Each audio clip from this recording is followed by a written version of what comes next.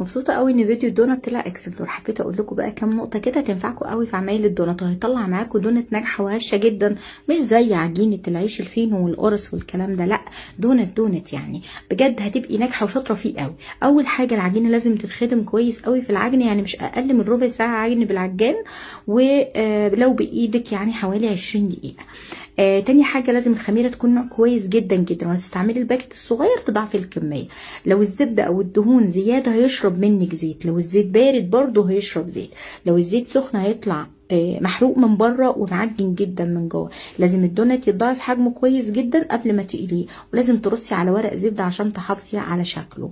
دي اهم النقط اللي لازم تلتزمي بيها في الدونت. هتلاقي فيديو الدونت موجود على القناه هنا، في كل المكونات كامله، وفي كمان غلطه لكل كيلو دقيق كوبايه ميه على كوبايه حليب، مش كوبايه حليب بس. يعني لو عجبك الفيديو ما تنسيش تطلعيه اكسبلورو.